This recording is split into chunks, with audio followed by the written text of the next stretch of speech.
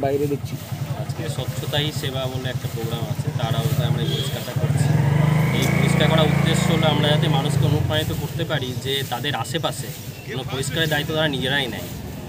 মানে এমন না যে হয়তো ধরুন কেউ এসে কবে পরিষ্কার করে দিয়ে যাবে, সেটা না, তাদেরকে নিজেদেরকে উদ্যোগ নিতে হবে যাতে তাদের আশেপাশে এবং বাড়ির ভিতরে সব জায়গায় পরিষ্কারের দায়িত্বগুলো তারা নেয়। আর আমরা তো আছি সরকারের পক্ষ থেকে, যারা ধরুন পরিবেশ পরিষ্কারের দায়বদ্ধতা আমাদেরও আছে, সেটা আমরা প্রতিনিয়ত পঞ্চায়েত এবং পঞ্চায়েত সমিতির মাধ্যমে আমরা চেষ্টা করে থাকি। আচ্ছা, বাইরে আমরা চাই যাতে সাধারণ মানুষও এই প্রয়াসে এগিয়ে আসে এবং তাদের আশেপাশে যদি কোনো আবর্জনা দেখে তাহলে সেটা নিজেরা বা কোনো এনজিওর মাধ্যমে বা হয়তো কোনো গ্রুপ, হয়তো মানে কলেজের কিছু ছেলে মিলে একসাথে পরিষ্কার করতে লাগবে সেই জায়গায়। সেটা কি আজকে শুধু দেখা গেল সাফাই অভিযান, না রেগুলারই করা হবে পঞ্চায়েত সমিতিতে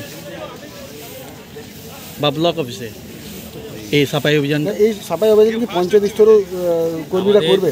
আমাদের সাফাই প্রত্যেক দিন করা হয়, উন্নয়নপুরে প্রত্যেক দিন সাফাই অভিযান হয়। এছাড়াও আমাদের এখানে SLWM ইউনিট রয়েছে, সেখানে বিভিন্ন জায়গায় যেসব নোংরা আবর্জনা সেগুলো নিয়ে গিয়ে জড়ো করা হয়।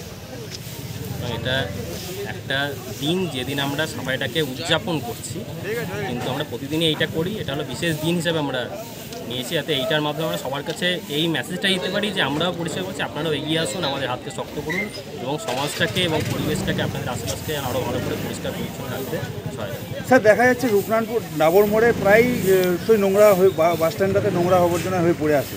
সেই বিষয়ে কী বলবেন? সাফাই এদিকে যখন সাফাই অভিযান করছেন সেদিকে একেবারে নোংরা আবর্জনায় পরিপূর্ণ রয়েছে বাস স্ট্যান্ডটি। এটি পঞ্চায়েত সমিতির বাস স্ট্যান্ড।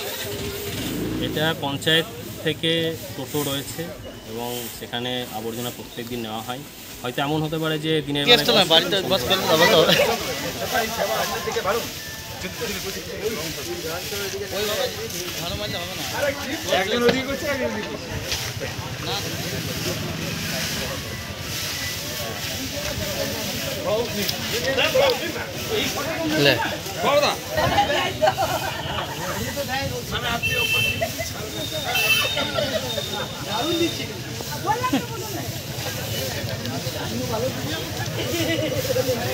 ভিডিও হচ্ছে।